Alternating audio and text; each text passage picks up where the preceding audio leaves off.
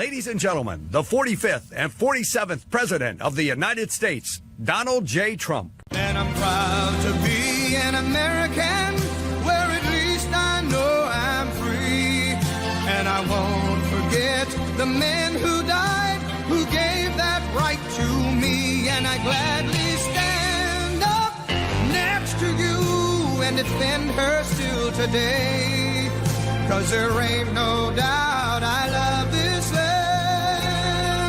God bless the USA.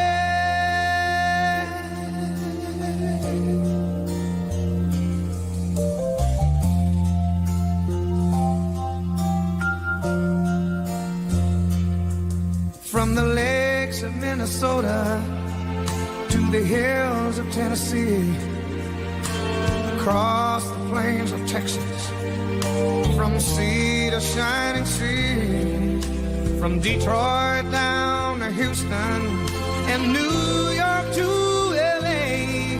Well, there's pride in every American heart, and it's time we stand and say that I'm proud to be an American, where at least I know I'm free. And I won't forget the men who died, who gave that right to me. And I gladly stand up next to you and defend her still today. 'Cause there ain't no doubt I love this land. God bless the USA.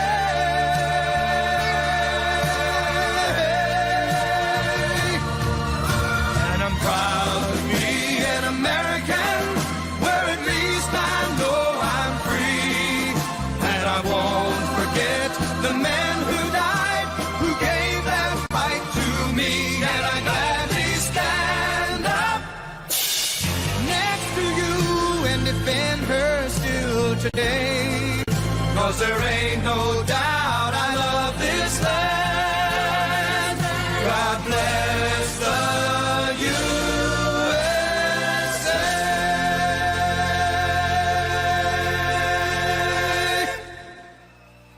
Thank you very much. Thank you very much. What a place. I've been here before. We spoke with you before. Who knew it was going to turn out this well, though, really? I told you we're going to do a lot of things. Nobody thought it was going to turn out like this. This has been crazy. But it's a true honor to be back at the Detroit Economic Club with the businessmen and women who are really the economic engine of America. That's what you are. You've become more of that since I've been in, a lot more. Factories and plants were going to close, and now they're going 24 hours. I just left Bill Ford. He's running his plant, 150 plant, 24 hours a day, round the clock. It wasn't running that way two years ago, I can tell you. But it's the complex that Ford Motor Company so cherishes. It was a pleasure to see that the crown jewel of Detroit auto industry, is what they call it, is still going after 100 years. Can you imagine? Over 100 years. I especially want to thank the president of the Detroit Economic Club, Steve Gregorian. Where's Steve? Steve? Where's Steve? Hi, Steve. Nice looking man. Nice looking guy. And board chair Sandy Pierce. Thank you very much, Sandy. Thank you very much. And we have some very special people here. We have a man who's doing a fantastic job. I get angry at him every once in a while, but very, very seldom, because he's got what it takes. Treasury Secretary Scott Bessent. Scott? Hi, Scott. Hi, Scott. What a good guy. He's got a good pulse, doesn't he? Good pulse of what's going on. Thank you, Scott. He's been great. Michigan House Speaker Matt Hall. Matt. Hi, Matt. We did good in Michigan, Matt. We won the whole thing in Michigan, didn't we, huh? 3 times we won. You know that, right? They didn't give us credit the second time, but we won the second time. But we made the last one, Matt, too big to rig. Right? That's what you got. That's the only way you win races in many cases. I got to tell you, it's too bad. I think they should get voter ID. Wouldn't it be nice? The Democrats are totally against voter ID. Who's against voter ID? How can you even campaign? We are against voter ID. How do you not get voter ID? You know what it means, Matt, right? When you're against voter ID, you want to cheat. That's all. There's only one reason you want to cheat, and they do cheat. They're terrible. Michigan Senate Republican leader Eric Nesbitt. Thank you, Eric. Thank you. Look good, Eric. State Senator Jim Runstad. Jim, thank you. Thank you. Thank you, Jim. Former Congressman Mike Rogers, who's running for the Senate, and he'll be a great senator, and he's going to be a great senator. He was a great congressman, and then he left. He went on to very big things. He did well no matter where he was, and I think they took that away from you last time. I'll be honest with you, Mike. I really do. I don't like to get things going. I don't like to be controversial at all. But they rigged the election on you. Mine was too big to rig. You won. I'm telling you, you won. But you're going to do great this time. He's a great guy, actually. He's to be an amazing senator. Thank you. Thank you for being here, Tim. Special envoy to Iraq, Mark Savaya. Mark. Hi, Mark. Thank you. Great job you've done. This guy, he negotiates better than anybody around. Thank you. You need it. With Iraq, you need it. You need to be a good negotiator, Mark. I also want to thank Michigan's great congressional delegation. They're amazing. That's been back in Washington due to a very important vote that's coming up. They had a choice. Sir, we want to be with you, but if we're not with you, we're going to lose. But we'll still be with you. I said, no, I'd rather have you win. Don't worry about it. So we're going to win the vote. Representatives Lisa McClain, Jack Bergman, John Molinar, Bill Heisinger, Tim Walberg, John James, and Tom Barrett. They're great people, every one of them. And as many of you remember, I came here at the height of the 2024 campaign to lay out my plan to bring jobs and factories and wealth racing back to the United States and coming back to the great state of Michigan. And just a few weeks later, the people of this state and the voters all across the country endorsed that vision in a landslide victory. We won everything. We won all 7 swing states. We won the Electoral College, 312 to 226. We won the popular vote by millions and millions of... Oh, it's so nice to win the popular vote. I won the popular vote all 3 times, too, but we're not going to get into that. But the first time they said I didn't win the popular vote, but I won the Electoral College. So they'd always say, while he didn't win, this is the way I got introduced every time. While he didn't win the popular vote, he won the Electoral College, you know. So this is the way I was introduced for 4 years. And guess what? We said, I'm going back, we're going to win and we won the popular vote by a lot. So they can't say that crap anymore. And the thing that was most impressive, we won 86% of all counties in America, 2,700 to 525. Think of that, 2,700 to 525. And that's why when you look at the maps on Republican, Democrat, with red being Republican, as most of you know by now, I think. Every once in a while you see one where they have it reversed. I said, why we do that? Well, we think it looks better. I said, look, red is Republican. Let's not try and change the voters' minds on things. Just do it that way. And the map was virtually all red. That was about the counties. That was the 2,700 to 550, I think is the exact number. Most importantly, we won a historic mandate to make America great again. And that's what we're doing. We're making America great again like never before. And now, after less than 12 months in office, this is the easiest speech to make. I have great people, and all I'm doing is spewing off what the hell we've done. Even Venezuela wasn't too bad, was it, huh?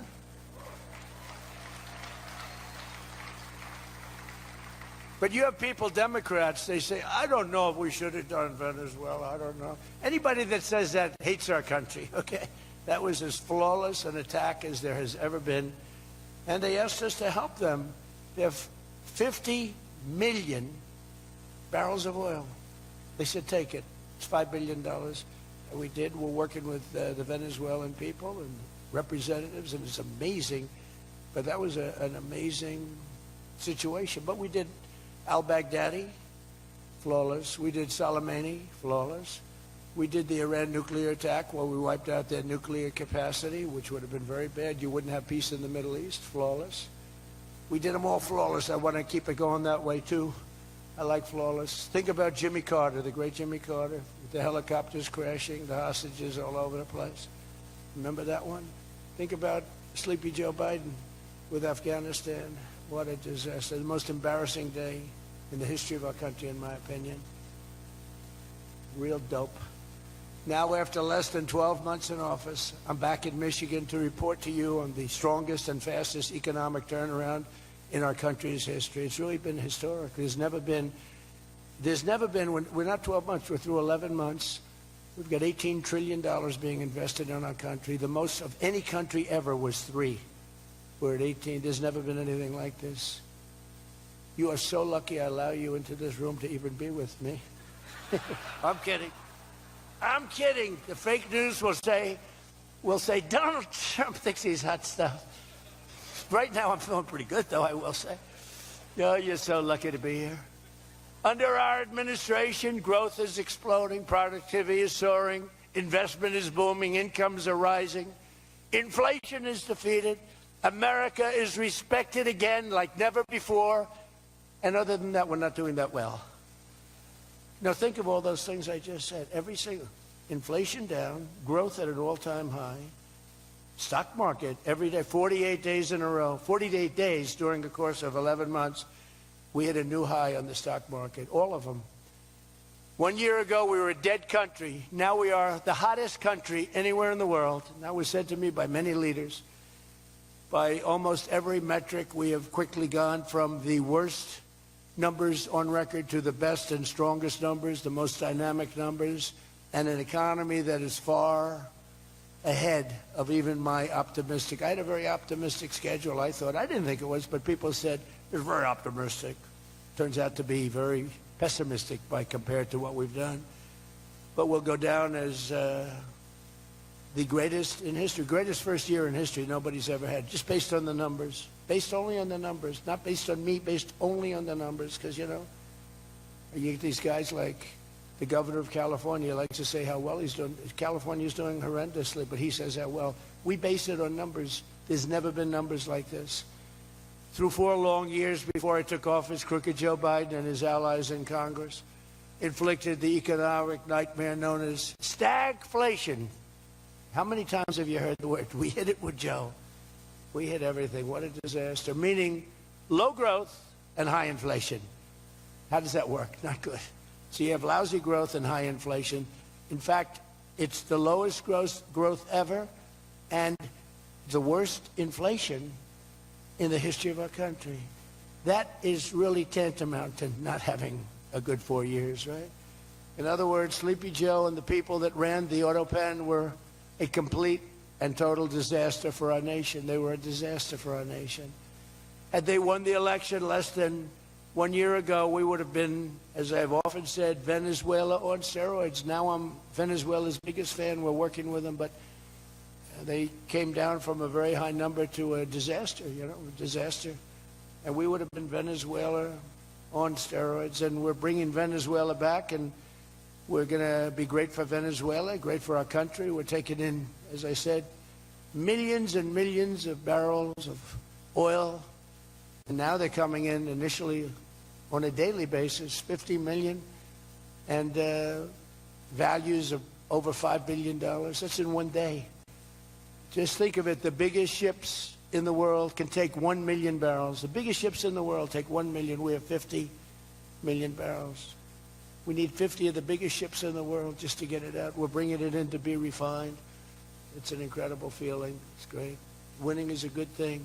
We're going to work with Venezuela. We'll make that country very strong again. We'll get oil prices down even further. We have it down at about a 6-year low, 7-year low, but we're going to get it down further. Joe Biden gave us a colossal stagflation catastrophe, but my administration's rapidly and very decisively ended that. We have quickly achieved the exact opposite of stagflation, almost no inflation and super high growth. So we have the highest growth we've ever had. Think of that. The highest growth we've ever had, and we've only been there 11 months.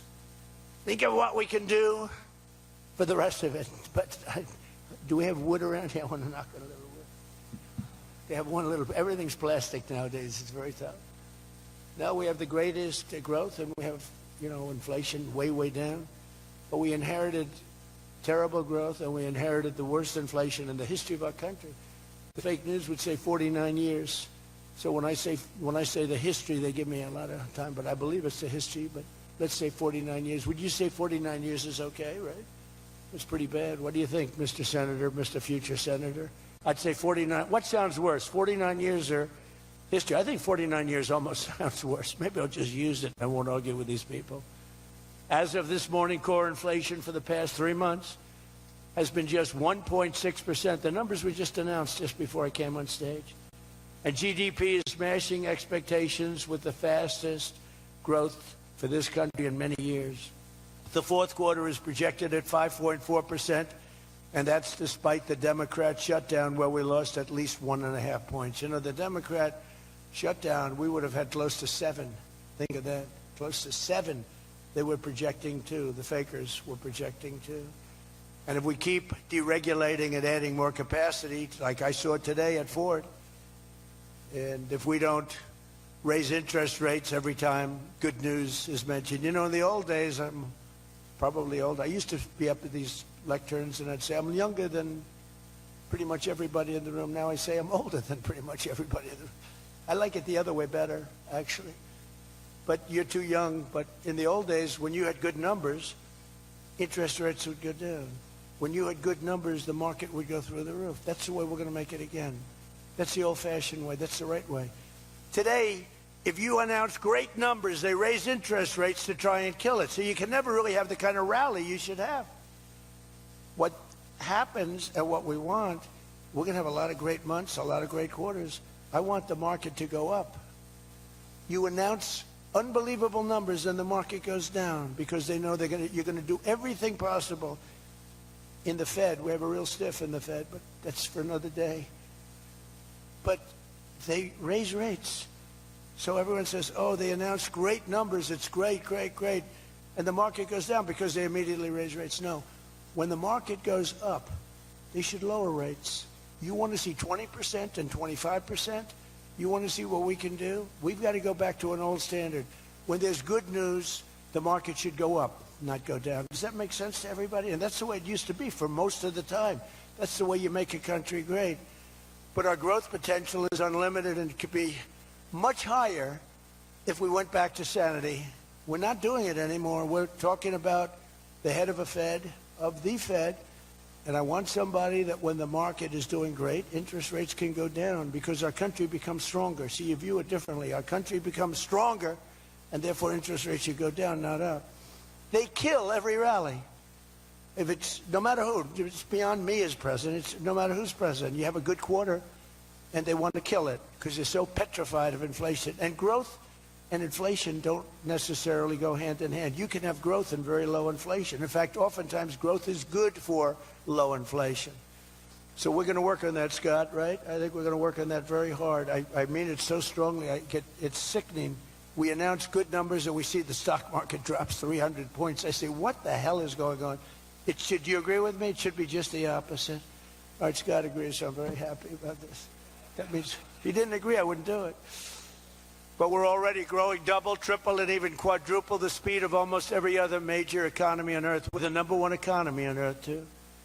And the results are in, and the Trump economic boom is officially begun. It's really begun almost from the beginning. Almost begun if you look at it really from November 5th. On another metric, just before the election, it was almost impossible to get people to join the military. We had the worst enlistment in the history of our country, the worst. You couldn't get people for the Army, the Navy, the Air Force, the Marines, Space Force, the Coast Guard. You couldn't get people. And since right after the election, but especially since after January 20th when we took office, we have now the strongest enlistment we've ever had in the history of our country. We've never enlisted people so quickly, so easily. And we enlist by merit now. We won a Supreme Court case that said you hire by merit. You go to college now by merit. Everything's by merit. Our country became great because of merit. And we have done some job. But think of it, a year and a half ago, we had the worst enlistment in history, and now we have the best enlistment. Things like that don't happen.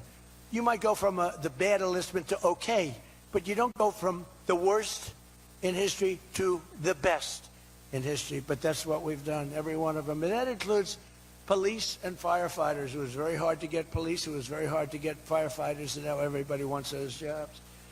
In 4 years of Biden, they secured less than $1 trillion of new investment in the United States. So 4 years, less than $1 trillion. In less than 1 year, I have secured commitments for over $18 trillion from all over the world, the most ever for any country.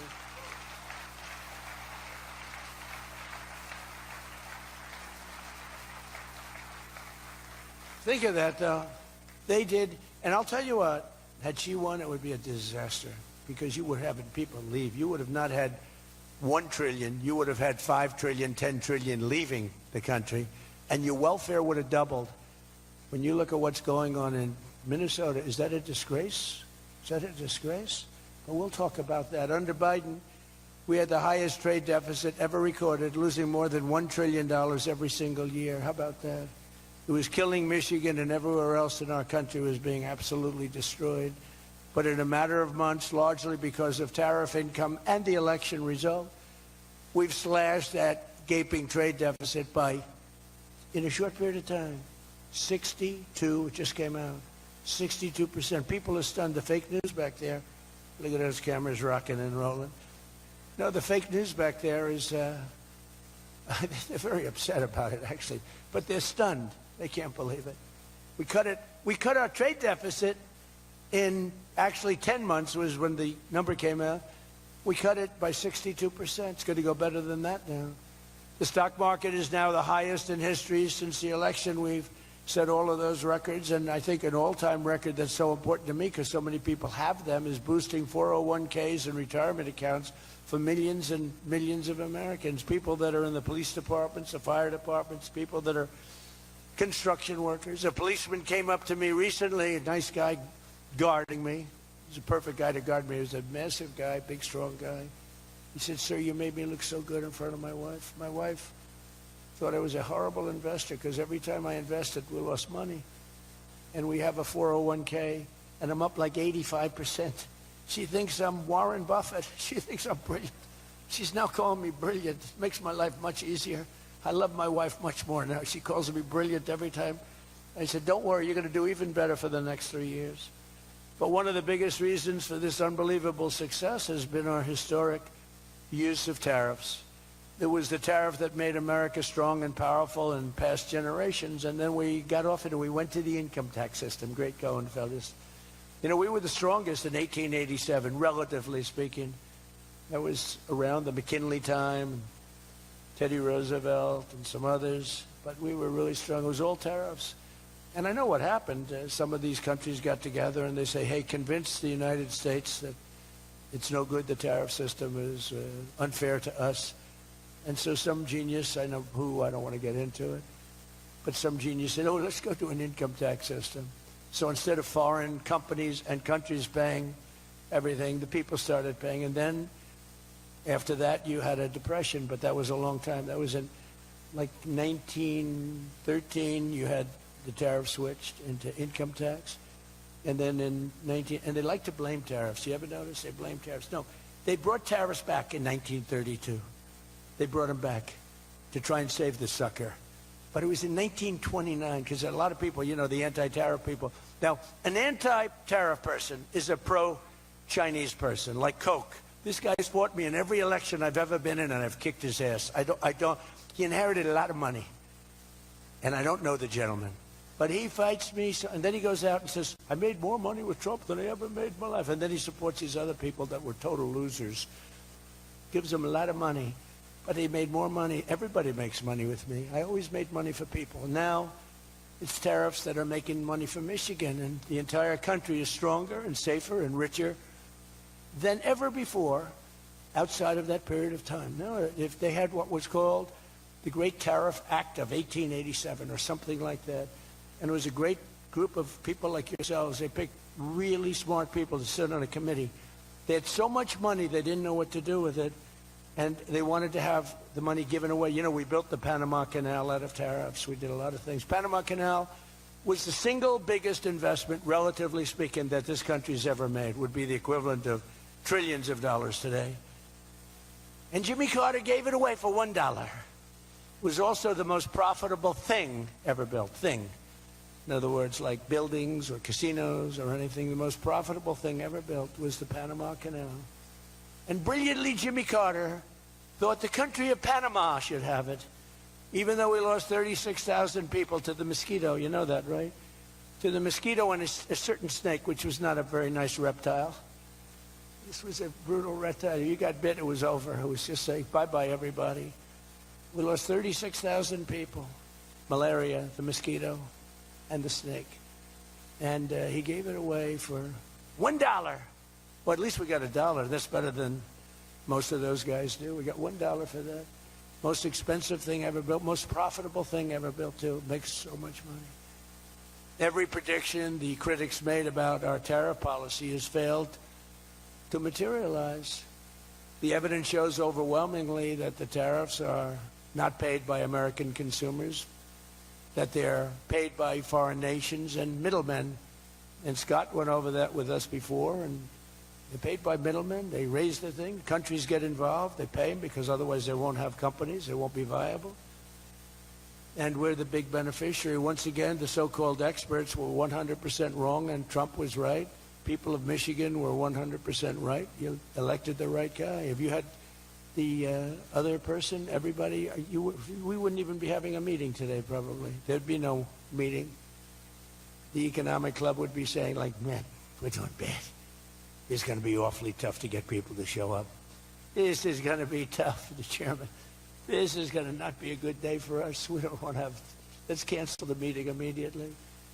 The Trump tariffs have delivered us trillions of dollars of new investment, unprecedented new partnerships on minerals, rare earths, defense, and artificial intelligence, and historic levels of foreign military sales. You know, you have the Supreme Court now going to rule on whether or not we can use tariffs. Can you believe this?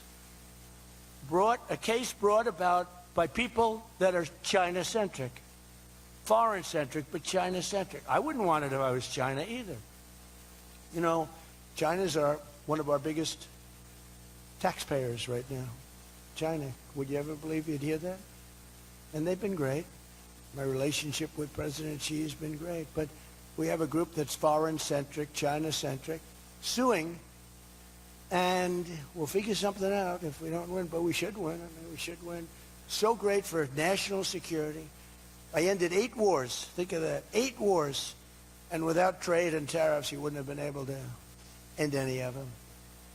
But they brought hundreds of billions of dollars pouring into the United States Treasury, helped curb inflation, and helped cut the federal budget deficit by a staggering 27%, and that's only for a short period of time. The number's much bigger than that when you add in the full year. And I've told people I got into a lot of trouble because of the fake news back there. I told people, I said, tariff is my favorite word. I said, my favorite word of every word is tariff. I've loved it for 40 years. I came here many years ago. Remember, they said I didn't come here. Then they found out I did. I got an award in Detroit, in Michigan, many years ago, and still have it. They said it never happened. It did happen, turned out. I didn't notice any apology. But all I did was talk about you're losing your car industry. This was long before I ran for politics. They said you're losing. I said, why are you allowing these foreign nations to take your car? You know, you lost 57% of your car industry. The good news is you're getting it back. But I said, why aren't you using tariffs? I've been very consistent, I will tell you that, for years and years. Even as a private businessman, for years I used to, because I got, for whatever reason, a lot of publicity always. I don't know if that's good or bad, but it happens. And I talk about the importance. But I said recently, I said, tariff is my favorite word in the whole dictionary. There's no word. And I took a lot of heat. They said, what about your wife, your children? What about religion and God? What about Jesus? So I said, all right, it's my 5th favorite word. And since then, I've been fine. They hit me hard, these people, the fake news. They were killing me over tariff. He likes tariff more than his wife, more than religion. He likes tariff more than anything. What a disgrace. So I now call it number 5, and I'm in good shape. It was a rough day. It's my favorite word, and I got killed. Every word, you know, when you go up here, you take a big chance, especially me, because I go off teleprompter about 80% of the time. But isn't it nice to have a president that can go off teleprompter? When you think? Remember the speeches Joe would make? First of all, they'd last a matter of seconds, you know. Thank you very much. You ever notice Joe would always cough before a speech? State of the Union, he gets,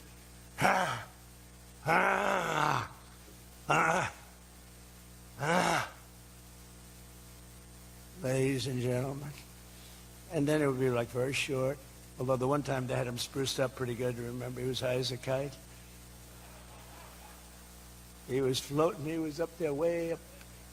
That was a bad speech. But, hey, he got through it, you know, he got through it. If you call it getting through, this country was so, can you imagine allowing 25 million people into our country, many of them criminals, many of them murderers? What he did to this country, what they did, because it was the people surrounding that beautiful, resolute desk. But just as I promised you that I've imposed a 25% tariff on all foreign automobiles, I'm standing up for the American auto worker like no president has ever stood up before. You know, those tariffs are keeping the foreign auto workers. Now, if they want to come in and build a plant and hire you and hire your friends and your neighbors, that's great. I love that. Let China come in, let Japan come in. They are. And they'll be building plants, but they're using our labor. U.S. auto factories are now seeing more than $70 billion of new investment. Think of that. They were leaving. They were all going. They were going in the opposite direction. Now they're pouring back. It's the greatest. Nobody's ever seen anything like it. And much of that money is coming right here to the car-making capital of the world, Detroit. You lost, I mean, so many places. Since I took office, Ford has announced it will invest $5 billion across its Michigan and Kentucky plants, creating 4,000 new jobs. GM is moving production of the Chevy Blazer and Equinox from Mexico right back here to America. Right? Is my favorite auto worker here by any chance? You know who I'm talking about. What happens? Where's Brian? Brian. Oh, I see. He made some cash. He's have to. Oh, he's been very disloyal to Detroit. We're gonna have to. He is such a great guy, right? Man, that guy fought for me when it wasn't the popular thing to do. He fought for me from day one. Well, you tell him I said hello to him, all right? That guy, he got it. 4 years ago, he got it. Right at the beginning, he understood it better than anybody, better than the great economists. They had no clue. And Stellantis is investing $13 billion to expand its U.S.-based manufacturing plant by more than 50%. Stellantis doing a good job. Never before has an administration achieved such sweeping and dramatic turnarounds as has taken place just in this very short period of time. I mean, you're talking about 11 months.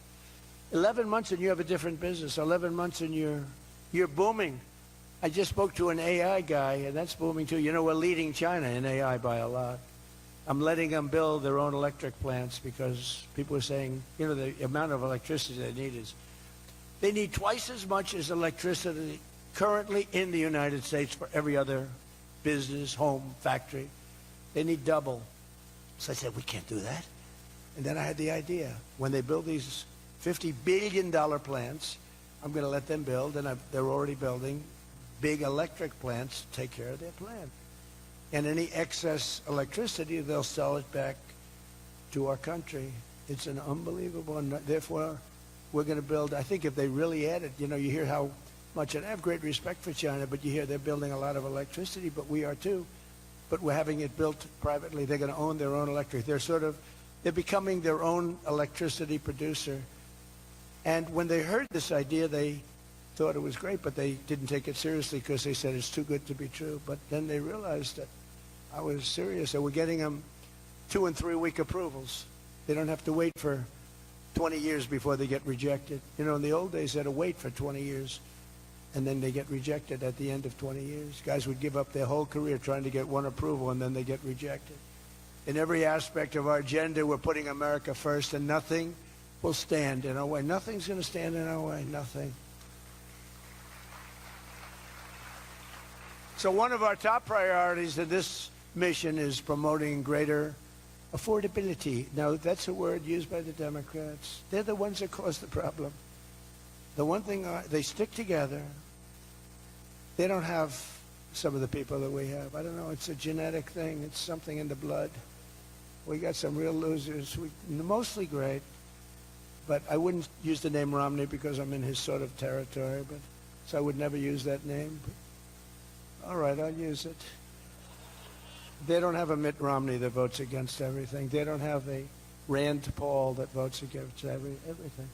I got him elected twice. He was a stone-cold loser. I went to Kentucky where I won by a lot. I did a rally for him. Then I did another rally, he won. Then I went the second time, he won. And he votes against all the time. It's just crazy. I don't get it. Then you have Lisa Murkowski and you have Susan Collins. Disasters. And you had a gentleman from Indiana that I don't believe it, Todd Young, he voted against. And you'd say, why are you voting against? They can't give you an answer. They're unable to give you an answer. It's like, why are they against the attack on Venezuela? They're against the attack after they found out it was the most successful attack, probably the most talented, most brilliant tactically attack that we've had maybe in 100 years. And they're against it. Why? It's one thing if the attack failed. I'd probably do that too, a change. I'd be in favor. Then if it failed, I'd say, I told them not to do it. That's what they did. But here we have one of the most successful attacks ever. And they find a way to be against it. It's pretty amazing. But it's a shame. And we have some others, but not many. We have a great party, but we have people, the Democrats, whether you like them or not, they stick together like glue. They have horrible policy. Thank God they have horrible policy. Because they're smart, they're evil, they're vicious, but they're bad policy. For instance, you could be a genius and try selling men playing in women's sport. You could be a genius, try selling transgender for everybody, open borders, let the world come in, let the world's prison population come into the United States, including all of the murders, 11,888. That's what we're trying to get out of Chicago and Minnesota and these places. So they stick together, which I admire because I'm a very loyal person, but they have horrible policy. Can you imagine if they had good policy? They were on this morning talking all the reasons that men should be playing in women's sports. They had a football guy there, flag football. This guy was like 6'6". He weighed 290 pounds with zero body fat. And they had a few young women. They were the size of his leg. He wouldn't have had to run. He could have just walked. They couldn't have done a thing about it. 10 of them would have to jump on him that wouldn't have had any impact. I don't think he would have been like a fly. It's so ridiculous. It's so demeaning to women. It's so demeaning. Look at the weightlifting records. I mean, the record got beaten by 112 pounds, a record that stood for 18 years. 1 ounce they'd put on stood for 18 years. Guy comes along who was a poor lifter as a man. He was at the lower portion of the class. Comes along and broke the record by 112 pounds. Think of that. They fought for years to beat that record. How about the swimming records? I mean, you can go to sleep during the time the man comes in and the woman. You can go take a nap for a little while. How about the long-distance race that took place not so long ago? Long distance, these marathon deals. They had top men, top women. The man came in. The woman came in 5 hours and 14 minutes and 36 seconds behind the man. Think of it. You're waiting. The man comes in. Now you're waiting 5 hours. What do you do if you're the parents? You go home and sleep for a while. Who the hell wants that? It's so demeaning to women and who are great athletes. It's so demeaning to them, and it's right now in the Supreme Court. I can't believe it would even go to the Supreme Court. I mean, could you imagine 20 years ago talking about men playing in women's sports? They'd think you're crazy. Or transgender for everybody? If you said there will be no mutilation on children, that's one of my standard lines. We will not allow the mutilation of a child. Can you imagine having to say that 15 years ago? People would say, is that guy crazy? Of course we won't. But we're living in a different time. It's a crazy time we're living in. After real wages plummeted by $3,000 under Sleepy Joe Biden, real wages are up by $1,300 in less than 1 year under President Trump. For construction workers, wages are up 1,800. Don't forget, they were down 3,000. Factory workers over $2,000, and for many other workers, over $5,000. And I just gave the military, because we're doing so well, we're taking in so much money with the tariffs, I just gave them $17.76. You saw that, right? Did you see that? They had 75, and I said, you know, if you had one more dollar, $17.76. They said, that was a good idea. We could afford one more dollar. We gave them $17.76. Meanwhile, grocery prices are starting to go rapidly down. Rent is down. Airfares are down. Hotel rates are down. Cell phone prices are down. And we're just getting started. But more importantly than going down, our growth is through the roof. It's way up. Among my first acts in office was to end the radical left war on oil and gas and stop the crusade to kill American energy, and frankly, to open up cars so that you don't have to have an electric car. I love electric cars. I think they're great. I like Elon a lot. I don't think he was too happy with my policy of opening it up, and I can understand that. But I've been saying it for 4 years. They wanted everybody to have an electric car in a very short period of time. There was no way to build the stations. There was no way to get it done. I want you to have gasoline-powered cars. I want you to have electric. I want you to have hybrids. I want you to have everything. Hydrogen, I don't know about. I'm hearing it's not testing so well. It's fine, except when there's an explosion, you're a goner. Now, have you heard that with hydrogen? One guy is trying to sell hydrogen, and I say, yeah, but, sir, that only happens 1 in 100. Oh, great. When it happens, they find the body like 300 yards down the road. So I said, I'll pass on hydrogen. Maybe there's something I don't know about, but is anybody in the hydrogen car business? Gasoline is now under $2.50 a gallon in 17 states and under $2 in many places. We have some states it's $1.95, $1.99, $1.97. As we speak, these are gas stations, and think of that. We have gas stations in the Detroit area where you can fill up for less than $2.30 a gallon, whereas 2 years ago it was $4.50, and in many places it was way over $5. Think of that, $2.30. You see it. That's like a massive tax cut, which we gave you under the great big beautiful bill, by the way.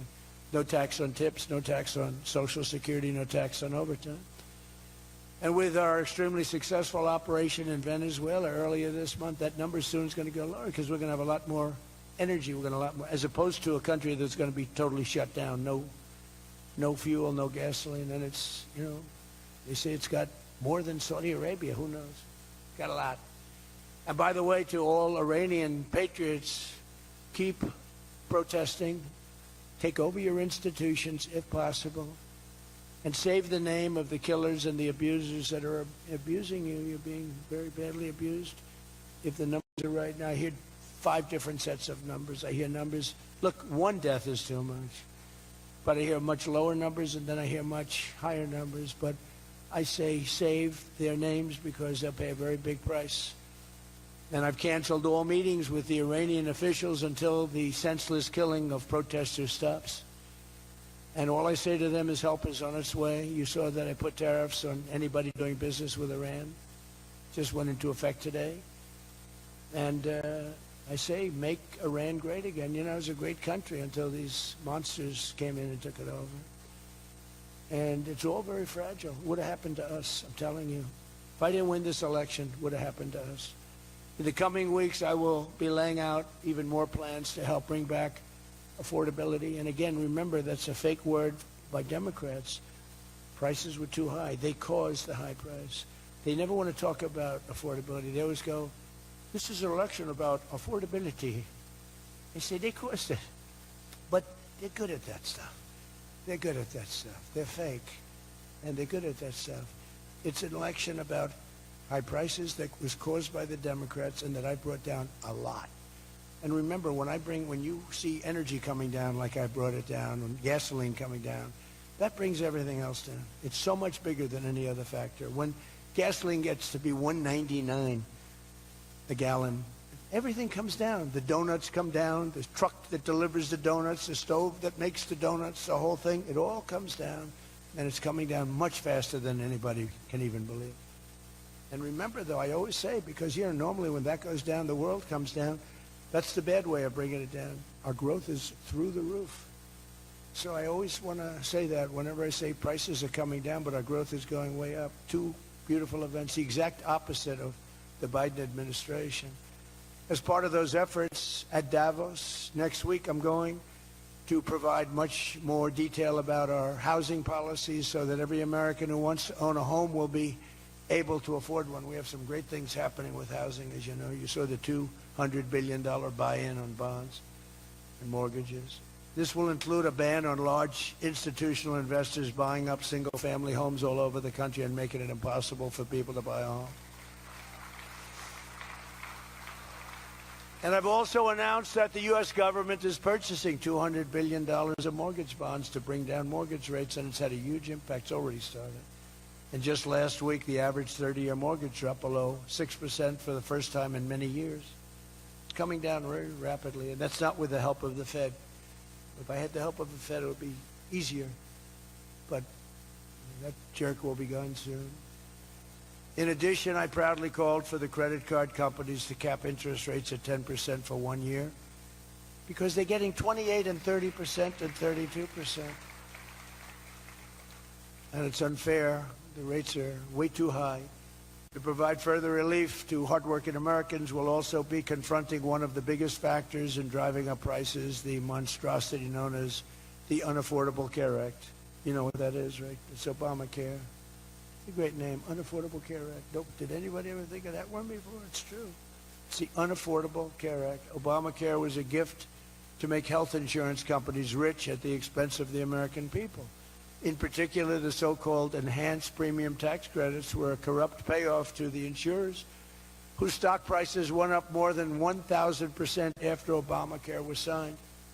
I want the same money I want it to go directly, very simple. I want the money, those big amounts of money paid for by the government, to go directly to the people so they can buy the health care that's right for them. They can negotiate their own deal, health care savings account, but they'll buy their own health care, and everybody loves it. That's why later this week I'll announce our health care affordability framework that will reduce premiums for millions of lower drug prices, delivering price transparency and demand honesty and accountability from insurance companies all over the country, all over the world, actually.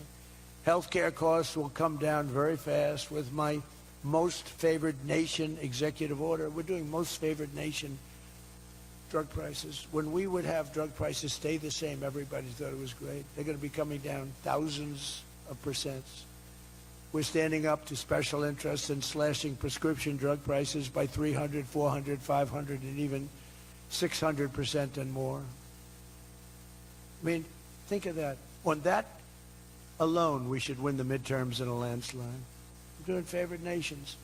The country that pays the lowest price in the world is the price that we're going to pay. And we got that because of tariffs, because I said to the countries they wouldn't approve it. The drug companies were tough, but they were fine. But they said the countries will never do it because you have a pill that sells for $10, you have to sell it for 20 or 30, so you'd have to double or triple the price of their health care there for prescription drugs. Ours would come down from $130 to $20. Theirs would go from 10 to 20, the world being a bigger place. And it was unbelievable, but the countries wouldn't do it, so I called the countries. I said, if you don't do it, then I'm going to put a tariff on you.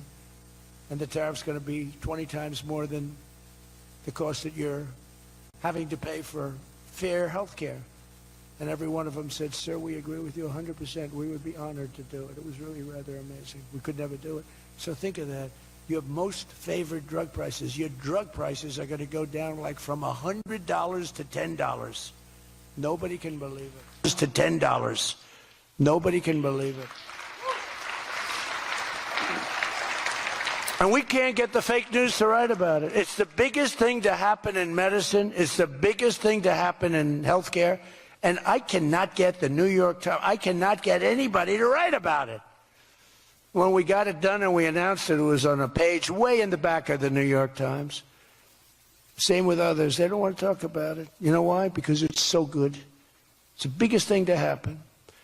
Over the past 12 months, almost every promise I made to you right here in 2024 has been kept. I've kept all my promises and much more. I mean, I've given you much more than I gave you promises, and I produced much more than I said I was going to produce. I gave you the largest tax cuts in American history, cutting taxes across the board in the great, big, beautiful bill. And as I told you, I mean, who would have gotten you no tax on tips, as I said before? No tax, I say it over and over again, no tax on overtime, no tax on Social Security for our seniors. Any senior should be voting for us because the Democrats won't do this. It doesn't work for them. And we also made interest on car loans fully tax deductible so that when you go out and buy a car, if you have a mortgage or you get a loan on a car, you're allowed to deduct interest for the first time ever. That's never happened before. But only for cars that are stamped with the beautiful words, made in the USA. In other words, we're only letting that take place if the car is made like in Detroit or in the USA.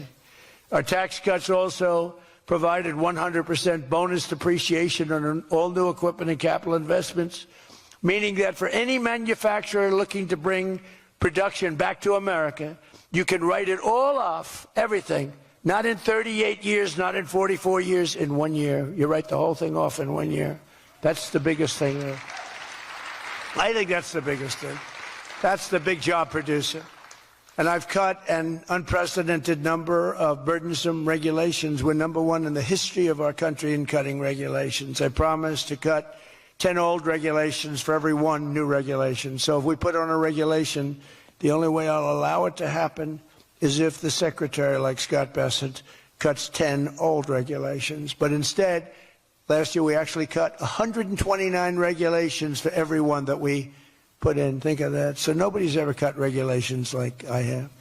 I terminated the insane electric vehicle mandate and ended the war on internal combustion engines. Once and for all, those engines were gone. And some people like them. And if they like them, great. And if they like electric, if they like any form of propulsion, any way you want to propel your car is okay, except for a couple of them, as I discussed. So I permanently stopped Joe Biden's ridiculous CAFE standards. You know what the CAFE standards are?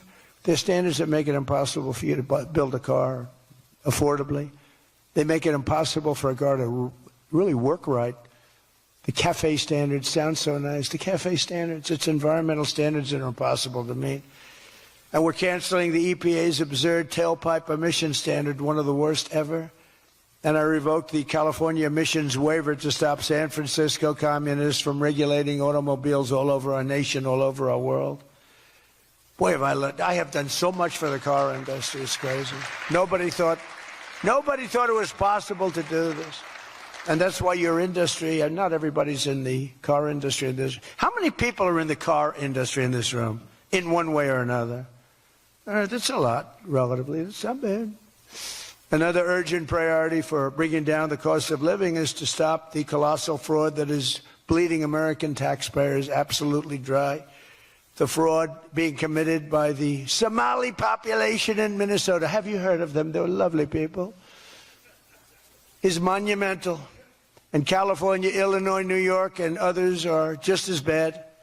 Our country has been losing over $500 billion to fraud every single year, but those days are over. We have the best group you've ever seen assembled going after fraud. In Minnesota, we're cracking down on the Somali scams, ending the brazen and shameless theft of taxpayer dollars. Well, it's going on in Maine, too, with Somalis. You know, and they don't take our ships anymore. You know why? We hit them with the same missile that we used to hit the drug dealers coming in with the boats. You know, we have drugs coming in by sea down 97%. You've seen that? 97%. And we're trying we're really trying hard to find out who the hell is the other 3%. But we have them down 97%. And we're going to start hitting them by land, too. The hard part is done. By sea, nobody's coming. It hasn't been great for the fishing industry, however. Those that have a fishing boat, they're having a hard time getting customers. But you can't have everything. Nobody wants to go on boats. Nobody wants to go like 25 miles an hour. When you see a boat with 5 engines on the back of it going 65 miles an hour, and it's loaded up with hundreds of bags that you see cellophane with white, typically it's not fishing. How about the couple of submarines we took down?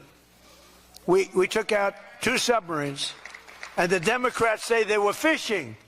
No, they were submarines. They were actually, they build a very fast, it's a drug-carrying submarine. They have a lot of money. And we took them out, and the Democrats claimed that they were fishing. We shouldn't ruin people's beautiful fishing journey. It's unbelievable what we have to go through. It's really a shame, actually. We froze it all, children's payments to those states that we're talking about, and we will now require proof of attendance in order to receive federal funding for child care or any of that. How about all these child care places in Minnesota where there is no children? They go there, they get paid millions and millions of dollars. The biggest operation in all of Minnesota had no children. And we pay millions of dollars. They're scammers. They're scammers. They always will be. And we're getting them out, and we're not going to pay them. We're not going to pay Minnesota. Right, Scott? We're not paying Minnesota any more money for that, any of that crap. It's a big scam. It's a giant scam run by an incompetent, crooked governor. He's an incompetent, crooked guy. And also we're freezing any and all welfare payments going to illegal immigrants that will start effective immediately. So when illegals come into California, Gavin Newsom, they come into California and they send us bills for people coming in. We're not paying it. So we're working on that very strongly. Just don't pay it. As Nancy Reagan would say, just say no. Remember Nancy Reagan? Just say no to drugs.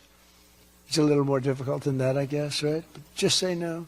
Additionally, from this moment forward, if you're on public assistance, like almost all Somalis are, did you see where 94% of them are on public assistance? You can't wire money out of the country back to your bank account from where you came. But more importantly, we probably aren't even going to give them the money anymore, the money going to them, because of the tremendous abuse and probably illegality being perpetrated on our country. We're not going to give them the money. We're not giving them the money. It's massive numbers of people are scamming our country. You know, they came from a place with nothing, and they come here and they drive around in Mercedes-Benz. You know, the Mercedes-Benz dealers do well in that area of Minnesota. Can you believe it? They have nothing. They get welfare payments, and they have Mercedes-Benzes. It angers me so much, but we're going to straighten out our country. This was done under Biden and Obama, very much under Obama. It all started under Obama. And we just can't. We've got a great country. We're not going to screw it up. But this was one of the great scams ever. They have the same thing, Somali in Maine. Who would think? I never saw that happening. But in Maine, it's really crooked as hell, too. But it's not just Somali. It is them, but it's not just. There are many other places, many other people. The whole country. If we stop this fraud, this massive fraud, we're going to have a balanced budget. That's how much money you're talking. We'll have a balanced budget without all the growth I'm talking about. And then you add the growth, we got one hell of a country. We're giving 90-day notices to places like California, Scott. Right away, we're going to send out that notice.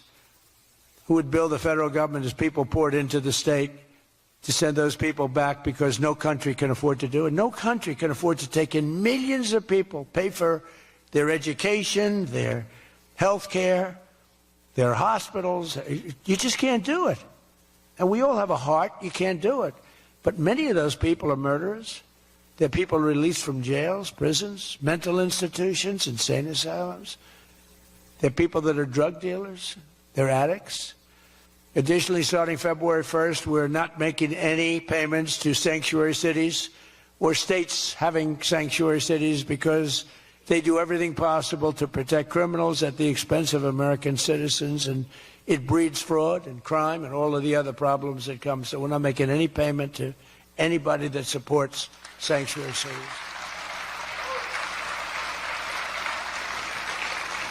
We have also suspended nearly 8,000 SBA loans, Small Business Association loans, to suspected scammers in Minnesota, of which there are many. It's a great state. It was a great state. Now it's getting destroyed by that stupid governor. What a stupid guy he is.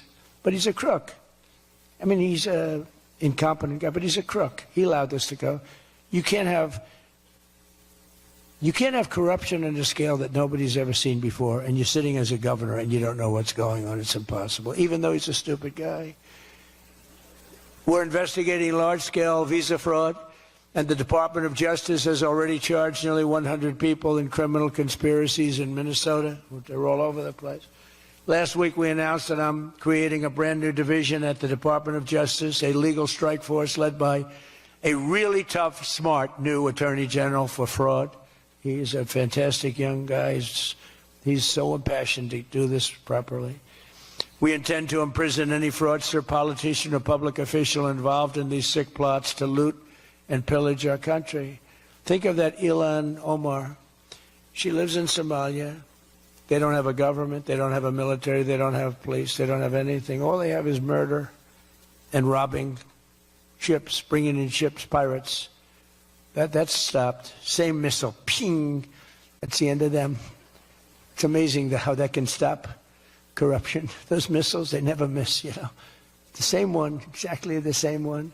But think of it, she comes from a country with nothing, and she comes here and she tells us about our Constitution. I have a constitutional right to rip off the country. I guess she's a total scam artist. Anybody knows it. How do you let her get away with it? AOC +3. She was one of the three. They're all scammers. They're so bad for our country. They're so bad for our country. Our ICE operation in Minnesota, for example, is finding hundreds of killers, violent predators, and child rapists, some of the worst criminal offenders anywhere in the world, murderers all over the place. All we want to do is get them out. Did you see the pictures that we put up? Hundreds of them. Murderers wanted for murder, wanted for the worst drug selling. One of them is one of the biggest drug dealers in the world. And vicious, sells bad drugs too. Bad drugs, like if you take a tiny little morsel, your child is dead. And we're getting them. But it's hard to get them because they make it so impossible for you. And you wonder why. Why would they do that? You know, do they want to live with murderers? Do they want to live with these people that are emptied out from prisons? They have a lot of people. One of the reasons I was so angry with Venezuela, they emptied their prisons almost entirely into the United States of America. Tren de Aragua was the gang. One of the worst, probably the most violent gang there is anywhere in the world, they say. We get them out. We've got a lot of them out already, but we're getting them out. We're also going to revoke the citizenship of any naturalized immigrant from Somalia or anywhere else who is convicted of defrauding our citizens. We're going to get them the hell out of here fast. And if you come to America to rob Americans, we're throwing you in jail and we're sending you back to the place from where you came. We're throwing you right in jail. And they know it, too. And one of the reasons they're doing these fake riots, I mean, they're just terrible. I mean, you see it's so fake. Shame, shame, shame. You see the woman. That's all practice. They go practice. They go to areas, they take hotel rooms, and they all practice together. It's a whole scam. We're finding out who's funding all this stuff, too. We pretty much know. But in conclusion, as we liberate our country from this cultural scourge and the plague of corruption and fraud, we'll rediscover the natural energy and native spirit that truly makes America great again, like we're doing with Detroit and Michigan. If we get rid of fraud and do our job properly on the trillions that are being extorted out of our country from corrupt and incompetent governors like Gavin Newsom, J.B. Pritzker, and Tim Walz, we will very soon have a balanced budget, and that's the kind of money that we're talking about. We're talking about massive amounts of money. Our country wasn't built by people who tried to lie and cheat and scam their way to success. It was built by legends like Henry Ford, Henry Dow, Thomas Edison, the Kellogg brothers, Alfred P. Sloan, the founder of General Motors, men who lifted up American workers and strengthened our nation beyond even belief. And we're doing the same exact thing right now. I think we're doing it even better. This is the fierce spirit of patriotic free enterprise that we're now unleashing once again. We are unleashing it like maybe never before. Together we have turned the page forever on the failed left-wing model that makes our America poor, desolate, and makes people feel sorry for us. That's what we had. We had a country where our leader was laughed at and our country was scorned. We had a country that was laughed at. They laughed at us. 2 years ago, they laughed at us. They thought we were fools. They thought we were stupid people. Now we're seeing that they're not the smart ones, we are.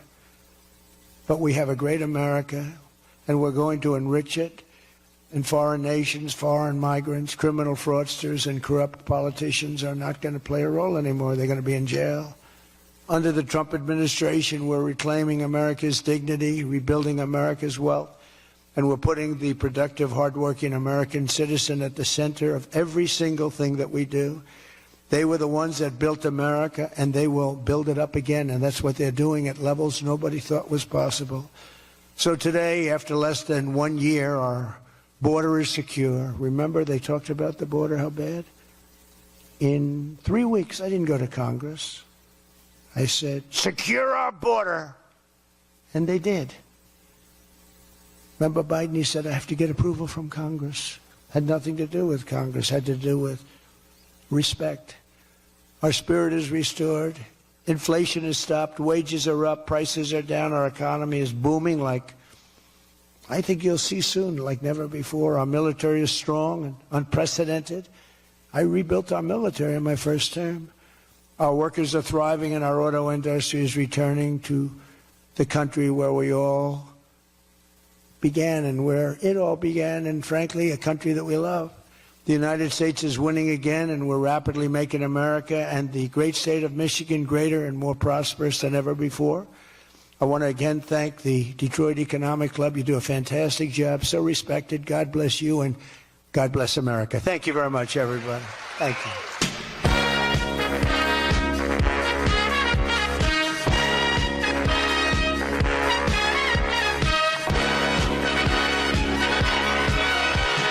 Young man, there's no need to feel down. I said, young man, pick yourself off the ground. I said, young man, you're in a new town, there's no need to be unhappy.